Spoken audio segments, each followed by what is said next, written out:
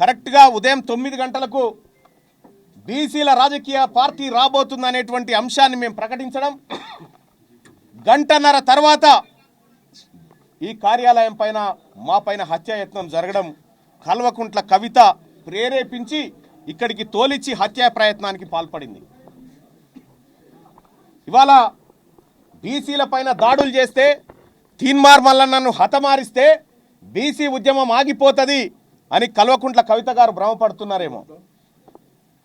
కానీ ఇవాళ నా ఆఫీస్ మొత్తం రక్తపు మరకలతో నిండిపోయింది. ఈ రక్తపు మరకల సాక్షిగా చెప్తా ఉన్నాం, తెలంగాణ రాష్ట్రంలో బీసీలము బరాబర్ రాజకీయం చేయబోతా ఉన్నాం, రాజకీయ పార్టీగా ముందుకు రాబోతా ఉన్నాం.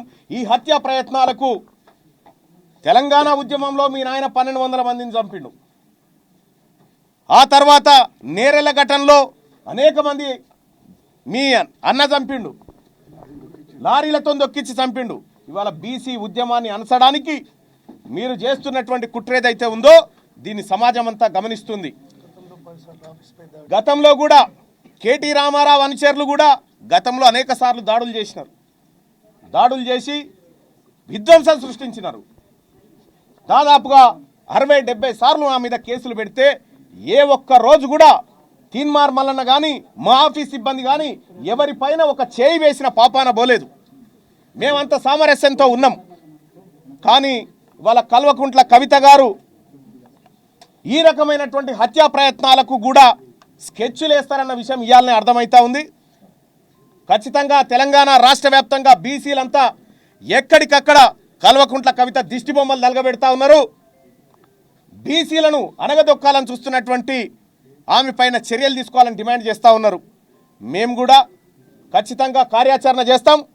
ఈ దాడులతోటో, ఈ బెదిరింపులతోనో, ఈ హత్యాయత్నాలతోటో బీసీ ఉద్యమం ఆగిపోతుందని మీరు భ్రమపడితే నేను చెప్తా ఉన్నా, మీరు రాసి పెట్టుకోరి, రాబోయే 3 సంవత్సరాల్లో మిమ్మల్ని రాజకీయంగా పాతాళానికి తొక్కే బాధ్యత మాది. బీసీలము అణగారిన వర్గాలము ఈ రాష్ట్రంలో అధికారంలోకి రావడానికి మా ప్రయత్నంలో ఇసుమంతా కూడా తగ్గదు, మరింత రెట్టించిన ఉత్సాహంతోనే ముందుకు పోతాం తప్ప ఈ దాడులకు తీన్మార్ మల్లన్న భయపడు. ఇగో నా పైన దాంతో కొట్టడం జరిగింది. ఈ కొట్టినటువంటి నేను అడ్డుకోవడంతో మా బాలకృష్ణ మా గన్మెను ఆయన వెపన్ లాక్కొని నా మీద కాల్పులు చేయడానికి ప్రయత్నం చేశారు.